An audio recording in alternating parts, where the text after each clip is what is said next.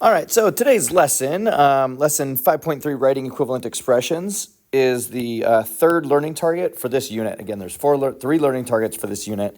6, EE 3, and 4 is about equivalent expressions. So I can apply properties of operations to generate equivalent algebraic expressions.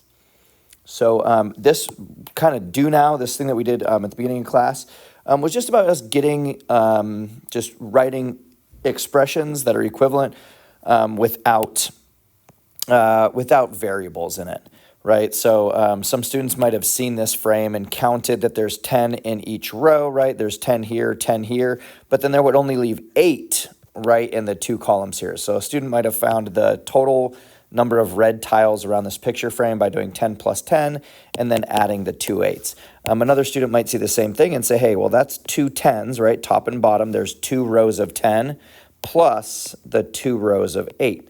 So these are equivalent expressions. That's what we're dealing with today, right? Some student might have said 10 plus 10, right? Another student might have said 2 times 10.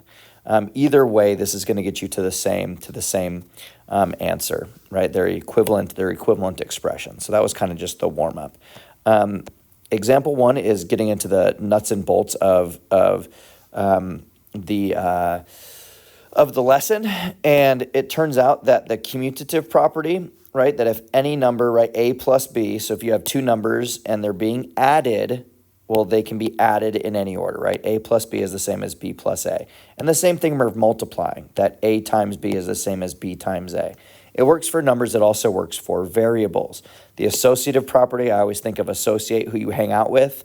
So who you hang out with, right? If a and b are in a group, but again, it's just all adding, right? We're going to add a plus b, right? We're going to add 2 numbers and then a third number we're going to add at the end.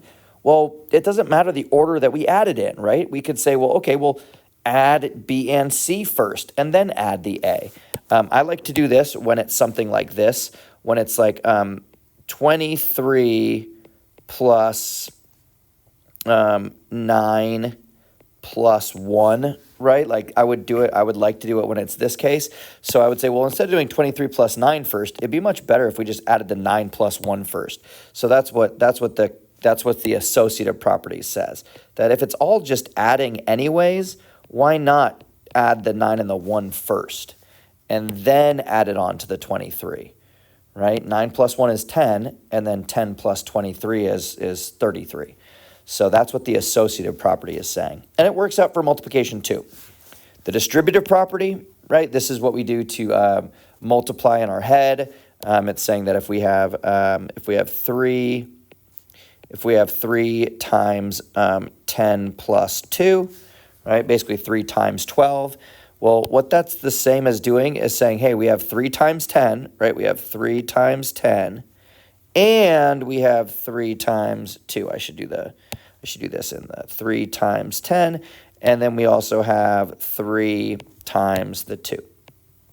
And then we just add it together, okay? So that's what the distributive property says. We could do 12 times 3, right? We could do 12 3 times, or we could do 10 3 times, and 2 3 times. All right, so that is an overview of all the properties that we're working with. All right, so first one says simplify each expression. So simplifying each expression, I might say, hey, we're going to add all these together, but I don't want to add these 2 together. I want to add the 6 and the 8 together. So first I would use the commutative property, right? Just to change the order inside this parenthesis, right? Instead of 6 plus x, let's do a number plus 6. And then we're going to use the associative property and say, hey, instead of doing 6 plus x plus 6 first, let's do the 6 plus 8 first. That's the associative property. And we're going to have this new expression here that we've got x plus, and then we're going to put the 6 plus 8. We're going to do that in parentheses. And then we could just simplify. We could just say, okay, well, now just 6 plus 8 is 14. And so we've got x plus 14. So we have that this is the same thing, that 6 plus a number plus 8 is just the same thing as a number plus 14, right? That's the same thing, okay? Here we have 2 times y minus 3, right? This is 2 times y This here is 2 times y. Whoa. 2 times y minus 3 is what that is, okay? And what we're doing is we're saying, hey, that's going to be multiplied by 12, right? That's multiplied by 12. Let's use the distributive property here. Let's use the distributive property here, that this is 12 times all this stuff. So we're going to do 12 times 2 y's, and then we're going to do 12 times 3, and it's both being subtracted. So we're going to do 12 times 2 y's minus 12 times 3. So it's going to be 12 times both of those things. That's the distributive property. So 12 groups of 2 y's, 12 groups of 2 y's gets us 24 y's minus 12 times 3 is 36. So this is an equivalent expression. So 12 groups of 2 y's minus 3 is the same as 24 y's minus 36. And then the last one, so that's that one there. So last one here. We've got 9 times 6 plus x plus 2. So before I use the distributive property, what I'm going to do first is I'm going to rearrange these so I can add the 6 plus the 2, right? I want to add those together. So I'm going to use the commutative property first. All right. So now that I've got the numbers together, right? 6 plus 2 plus x, I'm just going to simplify now. Let's just simplify the expression so I can just add 6 plus 2 and get 8. And now we can use the distributive property. Okay, so we did the distributive property earlier on in the year. So we're doing 9 times 8 and 9 times x.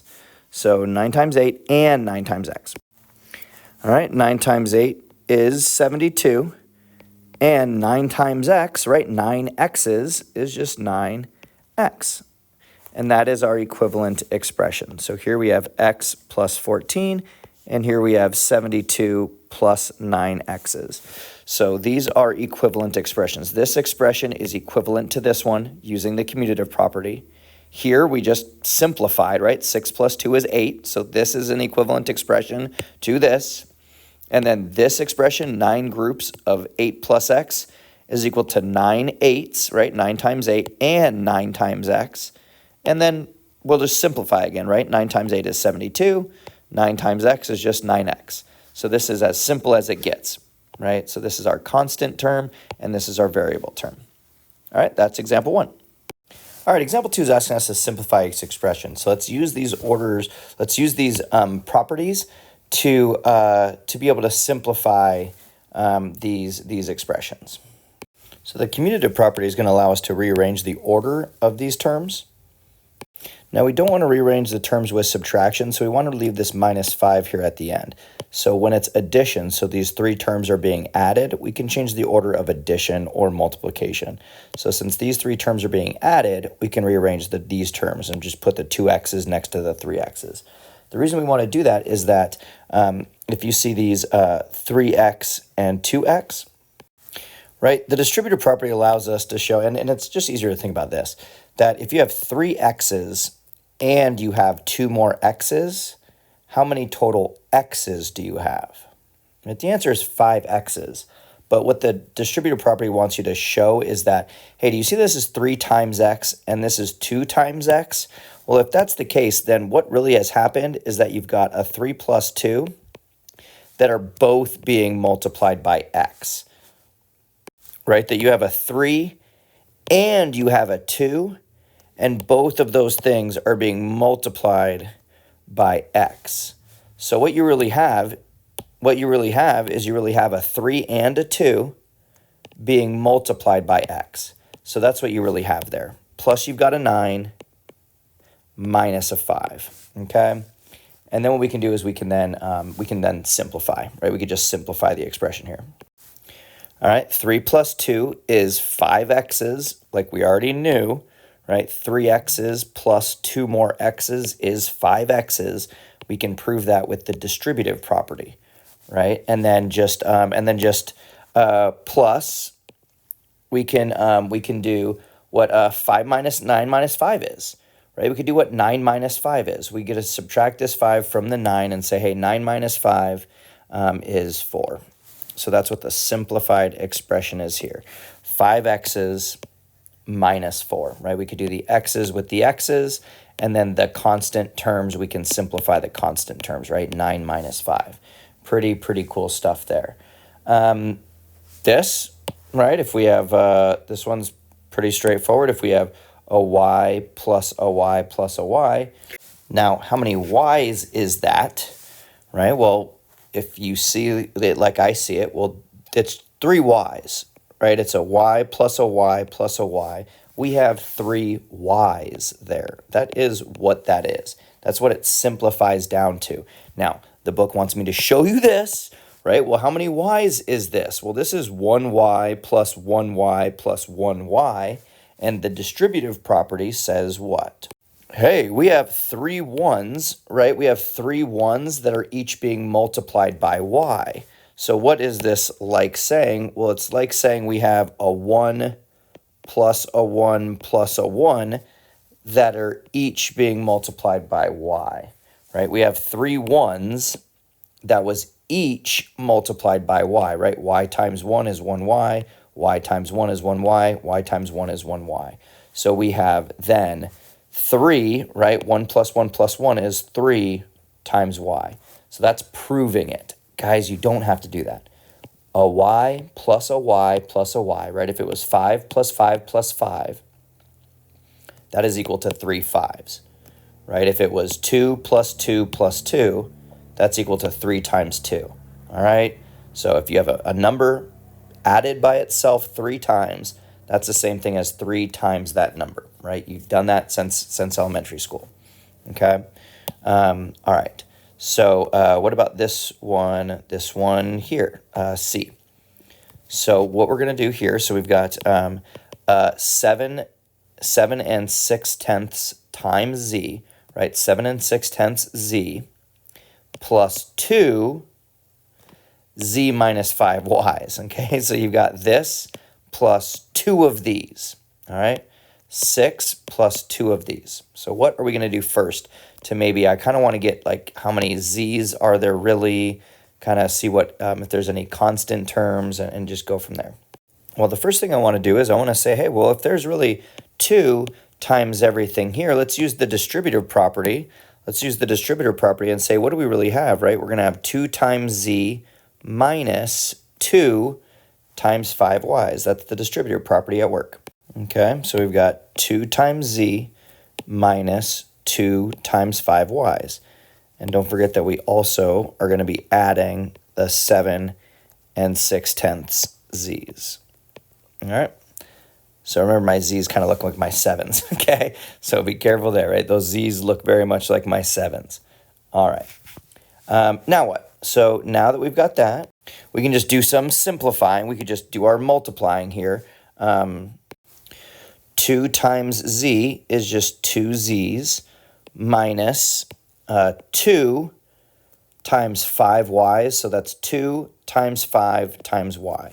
See, there's no plus sign in between, so it's just 2 times whatever this is. So it's double 5 y's. It's double 5 y's. So if you have 5 of something and then you double that, you have 10 of that thing. So you've got 10 y's. And then please don't forget you also have 7.6 z's. All right? And now what can we do? We can just combine like terms, right, is what it's called. We can combine like terms. We can simplify again.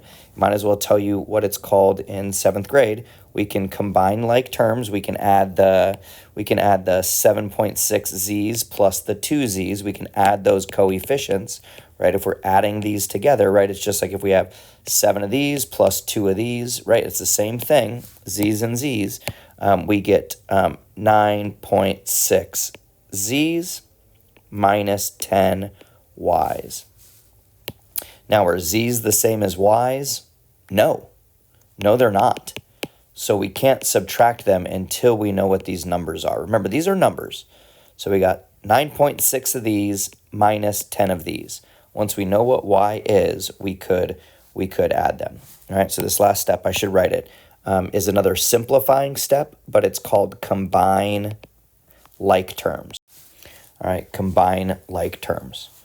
So rewinding this problem, so we said, hey, if we have 2 of this, right, that means we have 2 z's minus 2 5y's, right? 2 z's are just 2 z's.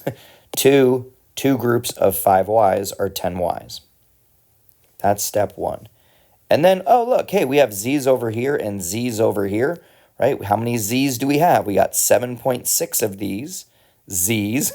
We have 7.6 z's plus 2 z's, 9.6 z's, minus the 10y's that we've got there.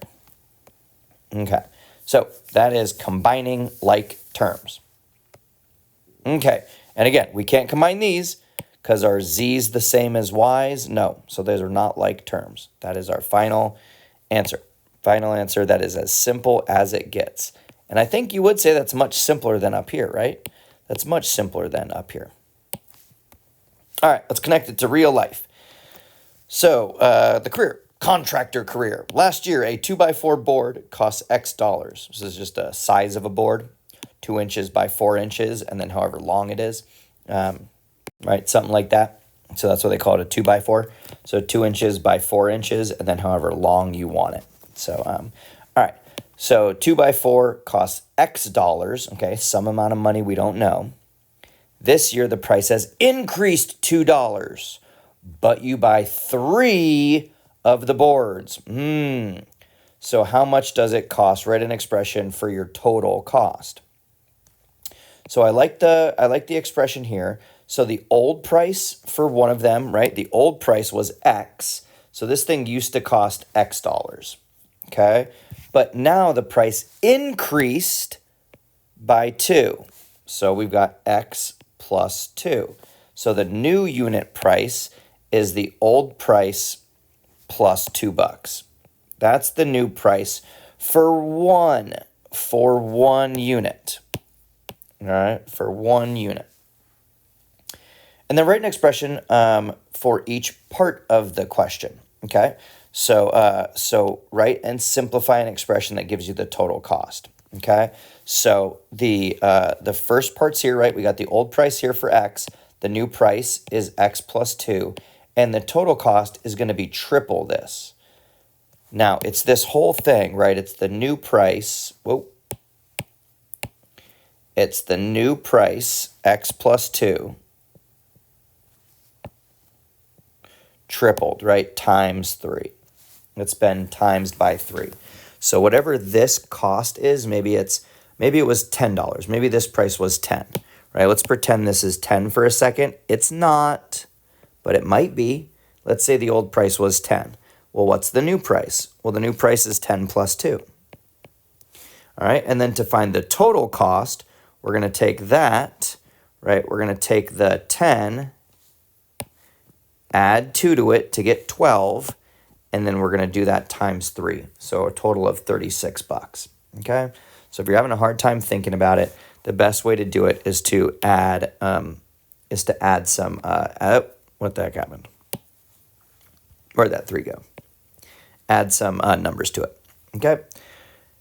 So that are the parts there, right? Again, this is not, we just made this up, right? We just made it up to help us think about what was going on here. Now, what I forgot to put here is that they also want a simplified expression. So if this is the expression, so three boards that each cost X plus $2, what's an equivalent expression here that we could also write? So if you notice, we could use the distributive property here. All right, because both X plus 2 is going to be multiplied by 3. So basically, we're buying like 3 boards at the old price plus 3 extra $2 bills, right? So it's going to cost, the same price, but we're buying 3 boards of the old, but then the increase is going to be done 3 times as well. So it's a weird way of saying we basically have 3 boards at the old price plus 3 increases of $2, right? So plus 6 extra dollars. So what do we get if we simplify, right? We have 3 old boards plus $6, right? That would be another way of thinking about it. One way of thinking about it is, hey, take the old board, add $2, and then triple it. And this way is saying, hey, take the old price, triple it, and then add $6. Do you see how both ways would get you the cost of the new boards, of 3 new boards? All right, now it says that last year the boards cost $3.50. How much did you spend on the 3 boards? So which expression would you like to use? All right, we have equivalent expressions. In either case, we're just plugging in $3.50 into either case. So if we were doing it over here, right, you would do 3 times, and then x is here, so x is $3.50 plus 2. So that's the expression there, or we're doing it here. So 3 times 350 plus 6. So where x is $3.50. Either expression is going to get you the correct answer. So simplifying here, right, order of operations says to do parentheses first. So we're going to go $3.50 plus 2, so $5.50, and then triple that, right? So that's saying, hey, this is the new price of a board. It's now $5.50, and we're going to triple that. And then, so I guess, why don't we just do that? So $3.50 times 3 is, let's see if we can, so $3 times 5, right? $3 times $5 is $15. And then 50 cents tripled is $1.50. So $16.50 is what the cost of the 3 boards are. Doing it here, we could say, okay, what did we get charged for last year for just the 3? So 350 3 times. Well, I know that 350 twice is $7. And then if I add another 350, that's $10.50. Plus $6 is $16.50. And you'll see that both get you the same answer because these 2 expressions are equivalent. These 2 expressions are equivalent, so you will get the same answer when you plug in the same thing for x. All right, thank you very much. Catch you guys in the next one.